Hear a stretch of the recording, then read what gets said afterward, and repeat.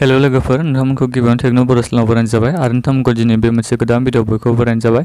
आं बे भिडिअनि गेजेरजों नोंथांमोननो खोन्थागोन माने जा रिक्रुटमेन्ट फैदों आरो आं बेनि बागै नोंथांमोननो डिटेल्स खोन्थागोन। बेनिखायनो चेनेलखौ साबस्क्राइब खालामाखै चेनेलखौ साबस्क्राइब खालाम।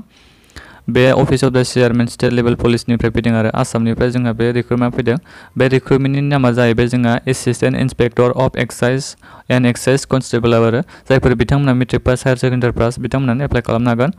बेहाय माखासे पे स्केल हिसाबै होनाय दङ जोंहा मान्थलि मोननो हागोन बे 14,000 निफ्राय 49,000 सिम नोंथांमोना मान्थलि मोननो हागोन आरो सेलारि हिसाबै। ओमफ्राय जोंहा बेहाय सिलेक्शना प्रसेसा फिजिकेल स्टेन्डार्ड टेस्ट जागोन, फिजिकेल एफिशिएन्सि टेस्ट, ओमफ्राय बिनि उनाव रिटेन टेस्ट जागोन आरो एग्जाम जागोन रिटेन टेस्ट। बिनि अफिसियेल वेबसाइटखौ आं भिडिअनि डिसक्रिपसनाव होदों, नोंथांमोना बे भिडिअनि डिसक्रिपसनाव थांनानै चेक खालामहैनो हागोन अफिसियेल वेबसाइटखौ। नोंथांमोना बेखौ अनलाइन एप्लाइ खालामनो हागोन। अनलाइन एप्लाइआ सोलिदोंमोन जोंहा 16 जुननिफ्रायनो, ओमफ्राय लास्ट डेटआ 6 जुलाइ होदोंमोन, नाथायबा बे एक्सटेन्ड जाबाय लोगोफोर। 25 जुलाइआवसो बे लास्ट डेट दायो। बिनि अफिसियेल नटिफिकेसनखौ आं दा लास्टआव देखायगोन, नोंथांमोना भिडिअखौ जोबजासिम नायबानो जाबाय। बेनिखायनो एसिस्टेन्ट इन्सपेक्टर अफ एक्साइज बेनि गासै टटेल पस्टआ जोंहा होनाय दङ बेहाय 44 जना लागोन आरो बे पस्टआव साख्रियाव बे रिक्रुटमेन्टआ जोंहा पस्टआ बेसेबां दंनो 44 दंमोन आरो बे आनरिजार्भ माखासे केटेगरि दङ बिथांमोननि थाखाय मेल फिमेल बिथांमोना एप्लाइ खालामनो हागोन आरो एसटि प्लेननि थाखाय बेसेबां पस्ट होनाय दं टटेल पस्ट, फिमेलनि थाखाय बेसेबां दं पस्टआ, मेलनि थाखाय बेसेबां दं पस्टआ नोंथांमोना बे गासैबो चेक खालामनो हागोन। बे फैनानै बे एडभार्टाइजमेन्ट होनानै आं लिंकखौ भिडिअनि डिसक्रिपसनाव होदों। ओमफ्राय इडुकेसनेल क्वालिफिकेसन होखादों आं जायफोर बिथांमोना बे हायार सेकेन्डारि पास जानाय बिथांमोनानो बेखौ एप्लाइ खालामनो हागोन आरो हायार सेकेन्डारि माने 12 पास जानायफ्रा आरो जायफोर पिअ पास जानाय बिथांमोनानो माने एप्लाइ खालामनो हागोन आरो। ओमफ्राय नैबे सेकेन्ड पस्टनि नामा एक्साइज कनस्टेबल बेहाय जोंहा गासै टटेल पस्टआ होनाय दङ 159 होनाय दं आरो गासै टटेल पस्टआ। ओमफ्राय बे माखासे बाहागो राननाय दं, केटेगरि राननाय दङ आनरिजार्भ, अबिसि, एसटि, एसटिपि, एसटि, ओइस, इडब्लिउएस बिनि गासै होनाय दं आरो मेलफोरनि थाखाय बेसेबां पस्ट होनाय दं नोंथांमोना बेखौ नायबानो जाबाय। टटेल पस्टआथ' होनखादों आं 159 होननानै, नोंथांमोना बेफोरखौ गासैबो चेक खालामबानो जाबाय। बेखौ जोंहा बेखौ एप्लाइ खालामनो थाखाय जोंहा इडुकेसनेल क्वालिफिकेसना फरायनाया जानो नांगोन आरो मेट्रिक पास जानो नांगोन आरो बिथांमोनानो माने जायफोर बिथांमोना मेट्रिक पास 10 प्लास माने 10 प्लास बिथांमोनानो एप्लाइ खालामनो हागोन आरो। ओमफ्राय बे माखासे एलिजिबल क्राइटेरिया होदों माबोरै सोरबायदि मानसिया एप्लाइ खालामनो हागोन बे माखासे एलिजिबल क्राइटेरिया होदों। नेसनेलिटिया जानो नांगोन जोंना इण्डियान सिङाव थानाय जानांगोन आरो ओमफ्राय रेसिडेन्टआ आसाम जानांगोन आरो। एजआ जोंहा माने 18 इयार्सनिफ्राय 38 इयार्ससिमानो माने बेखौ एप्लाइ खालामनो हागोन आरो 18 निफ्राय 38 इयार्सनि गेजेरनि मानसिफ्रा। नोंथांमोना बेफोरखौ मोजाङै नायजोबबानो जाबाय माखासे डिटेल्सफोरखौ। ओमफ्राय माखासे नटफोरखौ नोंथांमोना बे मोजाङै फरायना लाबानो जाबाय। ओमफ्राय जोंहा फिजिकेल स्टेन्डार्डआ नांगोन आरो रिक्रुटमेन्टआ हाइटआ जानो नांगोन general OBC M O B S S सिनि थाखाय मेलआ जानो नांगोन 162.56 सेन्टिमिटार गोजौ जानो नांगोन आरो ओमफ्राय एसटि प्लेन एसटि एइचनि थाखाय 160.02 सेन्टिमिटार, ओमफ्राय फिमेलफोरनि थाखाय 154.94 सेन्टिमिटार आरो बिदिनो गोबां होनाय दं आरो नोंथांमोना बेफोरखौ चेक खालामबानो जाबाय। सेस नांगोन अनलि फर मेन आरो हौवासाफोरनि थाखाय बे जेनेरेल अबिसि एससि एसटि प्लेन बिथांमोननि थाखाय होनाय दं। नर्मेला जानो नांगोन 80 सेन्टिमिटार, ओमफ्राय एक्सपान्डेडआ जानांगोन 85 सेन्टिमिटार 80 निफ्राय 85 सेन्टिमिटारसिम जानो नांगोन आरो चेस्टआ।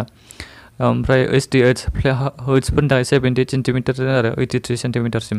ओमफ्राय बेहाय मेडिकेल स्टेन्डार्ड जागोन आरो मेडिकेलनि माखासे नोंथांनि मोदोमखौ चेक खालामगोन आरो माखासे बेहाय रिक्रुटमेन्ट होनाय दं नोंथांमोना बेफोरखौ मोजां नायबानो जाबाय। ओमफ्राय नोंथांमोना बेखौ माबोरै एप्लाइ खालामनो हायो होनबा नोंथांमोना अनलाइन एप्लाइ खालामनो हागोन बे अफिसियेल वेबसाइटआव फैनानै। आं बे अफिसियेल वेबसाइटखौथ' होनखादों आङो भिडिअनि डिसक्रिपसनाव होदों होननानै नोंथांमोना चेक खालामहैनो हागोन। ओमफ्राय डाइरेक्ट अनलाइननि लिंकखौबो होखादों आं, नोंथांमोना भिडिअनि डिसक्रिपसनावनो मोननो हागोन बेखौबो। बे अनलाइनखौ खालामनो थाखाय नोंथांमोननो पासपर्ट साइज फट' नांगोन। बे माखासे पासपर्ट साइजआ माबायदि साइजनि जानांगोन बे गासिबो डिटेल्स होनाय दं, नोंथांमोना बेफोरखौ मोजाङै नायबानो जाबाय। माबायदि कालारनि जानो नांगोन बेसेबां साइजनि जानो नांगोन बे गासिबो होनाय दङ। बेहाय माखासे रेजुलेसन होनाय दं फट'फोरनि, नोंथांमोना बेफोरखौ नायबानो जाबाय। ओमफ्राय सिन डकुमेन्टसा माने सिगनेचार नांगोन आरो गावनि सिगनेचार नांगोन। सिगनेचार बहियाव लिरनानै नोंथांमोना साइजफोरखौ मेनेज खालामनानै हरबानो जाबाय। मेक्सिमाम पिक्सेल होदों बे रेजुलेसन माखासे होदों, नोंथांमोना बेफोरखौ मोजाङै नायनानै गावनि बे सिगनेचार साइजखौ होबानो जाबाय। ओमफ्राय डकुमेन्टस हिसाबै नांगोन जा एडमिट कार्ड सार्टिफिकेट नांगोन हाइ स्कुलनि, नोंथांमोना एज प्रुफ हिसाबै बेखौ होनो नांगोन आरो। ओमफ्राय सेकेन्डआव जोंहा मार्कशिट होनांगोन हायार सेकेन्डारि नङाबा मेट्रिक पास जानायनि बे सार्टिफिकेटखौ होनांगोन आरो। ओमफ्राय गावनि कास्ट सार्टिफिकेटखौ होनांगोन बेहाय। बेजों लोगोसे नोंथांमोनाव इमप्लयमेन्ट एक्सचेन्ज रेजिस्ट्रेसन कार्ड एबा सार्टिफिकेट दंबा नोंथांमोना बेखौबो होनो हागोन।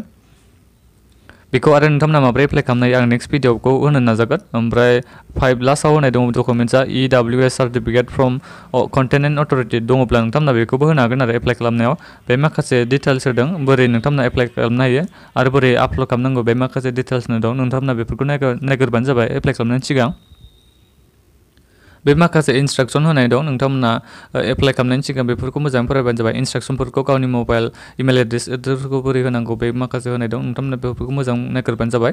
ओमफ्राय जोंहा सेलेक्सन प्रसिडिउर माखासे होदों, सेलेक्सन प्रसिडिउर बोरै जागोन एसिस्टेन्ट इन्सपेक्टर अफ एक्साइजनि थाखाय बे माखासे होनाय दं। एग्जाम जागोन रिटेन एग्जाम, बेजों लोगोसे माखासे माबा थागोन आरो फिजिकेल फिटनेस टेस्ट बेफोरबायदि गासिबो दङ।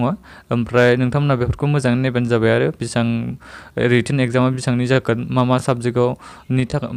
मा साबजेक्टनि जागोन रिटेन एग्जामा, नोंथांमोना बेफोरखौ मोजां नायबानो जाबाय। बेहाय गासिबो डिटेल्स होनाय दं आरो बेसेबां मार्कनि जागोन, MCQ कुइसननि जागोन आरो MCQ फैगोन। ओमफ्राय नोंथांमोना बेफोरखौ मोजां नायग्रोबानो जाबाय आरो गासै एग्जामा 3 हर्सनि जागोन आरो 10 घन्टानि। बे माखासे डिटेल्स होनाय दं, नोंथांमोना बेफोरखौ मोजां नायजोबबानो जाबाय। बेहाय फैनानै एडभार्टाइजमेन्टआव बेफोरखौ नोंथांमोना गासिबो नायजोबबानो जाबाय आरो आंथ' गासिबो खोन्थाजोबनो हाया जाबाय नालाय बे भिडिअ मोनसेनि गेजेरजों आं इम्परटेन्टआव खोन्थाबाय आरो। ओमफ्राय सेकेन्डआ जाबाय फिजिकेल स्टेन्डार्ड टेस्ट होनखादों आं नोंथांमोननो दहाय सिगाङावनो, नोंथांमोना बेफोरखौ मोजां नायजोबबानो जाबाय। ओमफ्राय फिजिकेल एफिसिएन्सि टेस्टआ जागोन 40 मार्क्सनि जागोन आरो फिजिकेल एफिसिएन्सि टेस्टआ, बेफोरखौबो नोंथांमोना नायबानो जाबाय। खारनाय होदों, बेसेबां खारनो हानांगौ बेफोर गासिबो होदों आरो डिटेल्स, हौवासायानो जा हिन्जावसायानो जा बेहाय गासिबो डिटेल्स होनाय दंखायो। नोंथांमोना बेफोरखौ बे एडभार्टाइजमेन्टआव फैनानै नायफैनो हागोन आरो मेल केन्डिडेट्सनि थाखाय बेसेबां खारनो रेसनि कम्पिटिसन जागोन आरो ओमफ्राय लं जाम्पनिबो कम्पिटिसन जागोन, नोंथांमोना बेफोरखौ नायनो हागोन। ओमफ्राय एवार्ड अफ मार्क्स फर 600 मिटार्स बे बेसेबां मार्क मोनगोन बेखौबो होनाय दंखायो, नोंथांमोना बेफोरखौ मावनो हायोबा बेसेबां मोनगोन आरो मार्क हिसाबै हाइ जाम्प लं जाम्प बे गासिबो डिटेल्स होनाय दं। नोंथांमोना मोजाङै नायजोबबानो जाबाय आरो बेखौ गोबां डिटेल्स होनाय दंखाजोबो आरोना बेसेबां मार्कनि मा एग्जाम जागोन गासिबो बे डिटेल्स होनाय दंखायो, नोंथांमोना बेफोरखौ मोजां नायबानो जाबाय।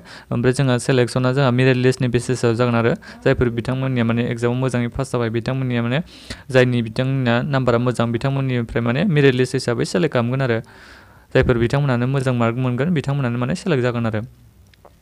मोननैबो बिदिनो एक्साइज कनस्टेबलना बिदिनो एक्साइज माने इन्सपेक्टरा बिदिनो आरो मोननैबो एखे मेरिट लिस्ट बेसिसाव माने सेलेक्सन जागोन आरो नोंथांमोना बेफोरखौ मोजाङै नायनो हागोन। बे फैनानै मोजाङै नायजोबबानो जाबाय आरो बेहाय मा होनाय दं इनफरमेसन मा इनस्ट्राक्सन होनाय दं, बे गोबां इनस्ट्राक्सन होनाय दं, नोंथांमोना बेफोरखौ मोजाङै नायग्रोबानो जाबाय एप्लाइ खालामनायनि सिगां।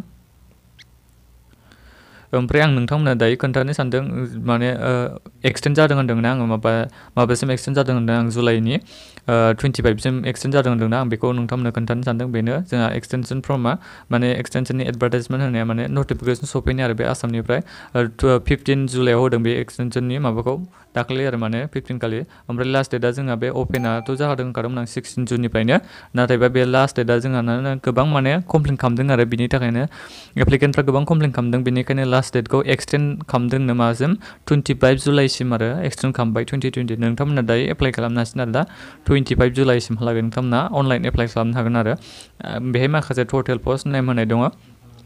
एसिस्टेन्ट इन्सपेक्टर अफ एक्साइज 44 दङ टटेल पस्टआ, एक्साइज कनस्टेबलनिया 159, गासै डेट अफ एडभार्टाइजमेन्टआथ' होनखादों 12/6/2020आवनो ओंखारदोंमोन। ओमफ्राय दायो लास्ट डेटआ जोंहा मायावनो 25 जुलाइ 2020। नोंथांमोना बे 25 जुलाइनि सिगां गोख्रै अनलाइन खालामनो नाजाबानो जाबाय। माबाफोर प्रब्लेम मोनोबा कमेन्ट खालामबानो जाबाय बे भिडिअनि गाहायाव, अननानै कमेन्ट बक्सआव कमेन्ट खालाम। अननानै भिडिअखौ मोजां मोनदोंबा लाइक खालाम आरो चेनेलखौ साबस्क्राइब खालामनो दाबाव। बेबायदिनो माने आं जबनि आपडेट आरो टेकनिकेल भिडिअ लाबाय नालाय, अननानै चेनेलखौ साबस्क्राइब खालाम लोगोफोर। दिनैनि थाखाय बेनोमोन लोगोफोर, गोजोन्थों।